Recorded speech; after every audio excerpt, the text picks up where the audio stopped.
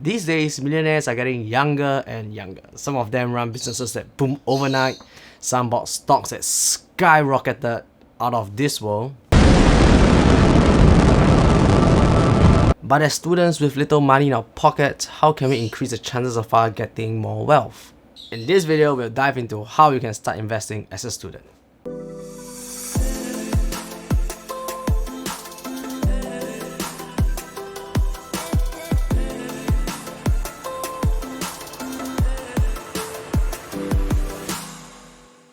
Welcome back, beautiful people. My name is Jordan and welcome to the channel.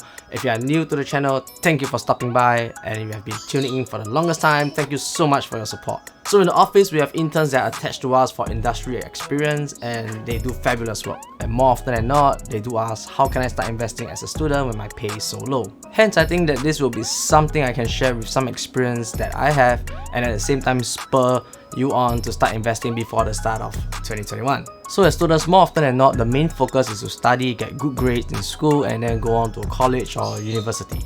But personally, I feel that something that's lacking in our education system is that they do not teach us how to manage our money wisely other than saving in a bank, which doesn't make any sense. That makes no fucking sense!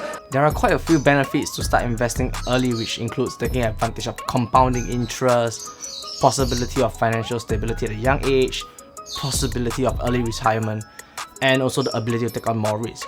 But on the flip side, starting to invest early means that you'll be tighter on cash flow, because chances are whatever spare cash that's left is put into your investment. Tighter cash flow also means that you won't be able to enjoy as much as your peers do. Before we delve further, do note that all of this information is for edutainment purposes and is not financial advice. Always do your own research before investing your money, and I'll leave links in the description down below where you can find all the different platforms that I'm using as well. So why should you invest as a student? So let's say if you start investing at an early age of 20 years old versus 30 years old, which is when I started, you have an additional 10 years over me, and with compounding interest, you'll be way ahead of me. So let's say Jane starts investing at the age of 20, puts in $250 a month into a stock that pays 5% returns every single year.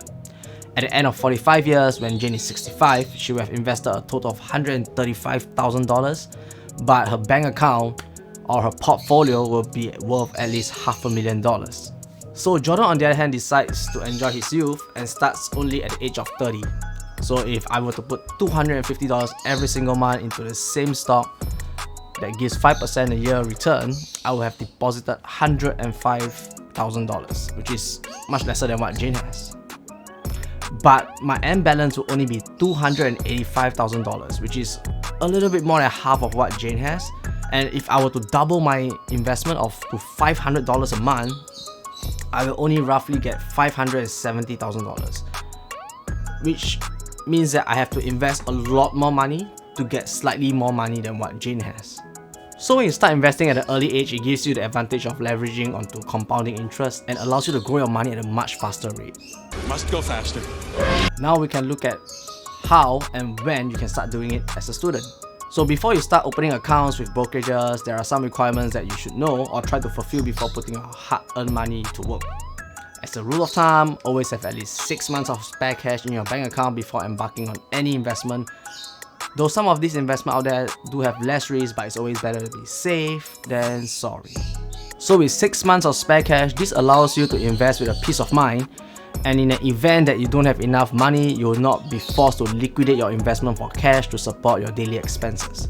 A good way to calculate 6 months of spare cash is to calculate your monthly expenditure, which includes your transportation, your food and beverage, your entertainment, and your bills. So let's say if your total expenditure is $800, make sure you have roughly $6,000 in the bank before you embark on your investment journey. Definitely, the less money you spend, the more spare cash you have for investing. So once we got the spare cash settled, the question here we have is, what should I invest in? In the world of investment, cash flow is always something that many struggle with, but in recent times, there are quite a few brokerages out there that charge minimal fee, allow purchase of smaller lots, and even have regular savings plan. DBS and OCBC, which are the two local banks in Singapore, offers a RSP or regular savings plan for as low as $100 a month. But do take into account that there's a small fee tag to these plans, so if you can do it yourself, why not? The broker that I use frequently is Tiger Brokers. They do charge a minimal fee of 0.08% per trade, which is very affordable for students looking to invest in things like ETF, REITs, or even stocks. The reason I chose Tiger Brokers over traditional brokers is the flexibility to buy as little as 10 shares instead of the conventional 100 shares on traditional brokers. So this is something you can try out if you are looking to start out. So with so many options in the market, one must be wondering, what should I invest in? Because investing and trading are very two different strategies, and both of them leverage on the same stock market. As someone new starting out, investing will probably be a safer route with, because this will allow you to dip your toes in the water, get a taste of what the stock market is like, how the price moves, and what type of catalyst will cause movement, and etc. So for starters, we can look at things like ETF or exchange traded funds. These ETFs are baskets of shares that is traded on the stock market, and look at this like a tasting plate in a restaurant where you get to enjoy everything from the menu. So if you enjoy something more, you can order more from the restaurant. And there's almost an ETF for every single kind of industry available. Like the STI ETF tracks the Straits Times Index in Singapore. We have SPHG in the Nasdaq that tracks the top 50 out of the top 75 highest paying dividend stocks.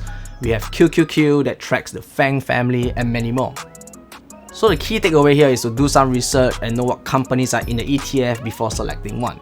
So I hope that this video has provided you some useful information. If you have any questions at all, do let me know in the description down below, in the comment box down below. Like this video, share with your friends so that they can start investing with you and you can be rich buddies together. If you're not subscribed, hit the subscribe button, and I'll see you in the next video.